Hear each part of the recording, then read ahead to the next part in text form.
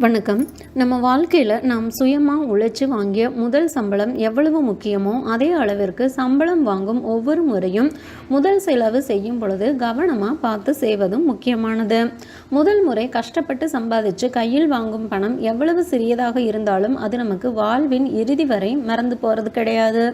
சம்பளம் வாங்கியவுடன் முதல் வேலையாக இந்த பொருட்களுக்கு செலவு செய்தால் வீட்டில் சுபீட்சம் நிலைச்சு நிற்கிறதுன்னு சாஸ்திரம் சொல்லுது. அப்படி சம்பளம் வாங்கியவுடன் வாங்க வேண்டிய முதல் பொருள் என்னவா இருக்கும் அப்படிங்கிறத இந்த பதிவில் பார்க்கலாம். ஒவ்வொரு மாதமும் நம்ம சம்பளம் வாங்கும் பொழுது நம்மளுடைய உள்ளங்கையில் வச்சு அதில் இருக்கிற மகாலட்சுமி படத்தை ஒரு தடவை பார்க்கணும். அந்த பணம் நல்ல வழியில் செலவாக வேண்டும், வீண் விரயங்கள் ஏற்படக்கூடாதுன்னு மனமாற மகாலட்சுமி தாயாரிடம் வேண்டிக்க வேண்டும்.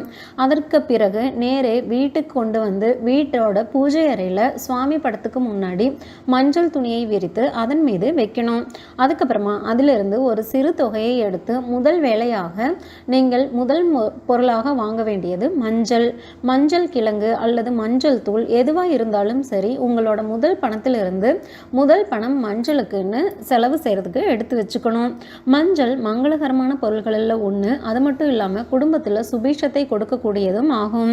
மஞ்சள் தூளை வாங்கி வந்து எவர் சில்வர் டப்பாவில் போட்டு 4-5 மிளகுகளை அதில் போட்டு வச்சுக்கணும்.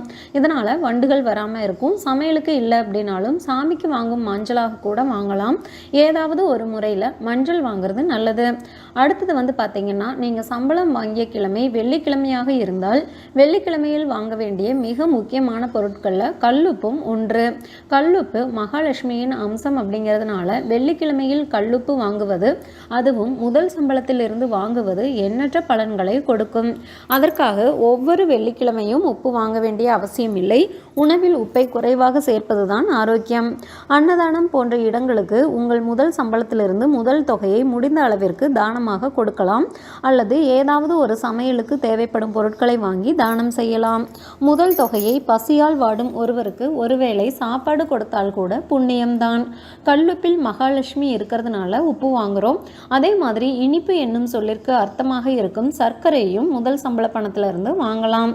சர்க்கரை அப்படிங்கிறது சமையல் அறையில் வெகு விரைவாக தீர்ந்துவிடும் ஒரு பொருளாக இருக்கிறதுனால சர்க்கரையை ஒவ்வொரு சம்பள பணத்தை வாங்கிய பின்பும் முதல் செலவாக வாங்கினா கூடுதல் அதிர்ஷ்டம் உண்டாகும்.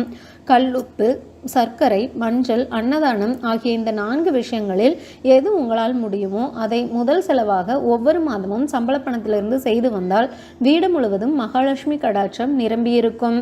மேலும் தகவல்களுக்கு சேனலை சப்ஸ்கிரைப் பண்ணுங்கள். தேங்க்யூ.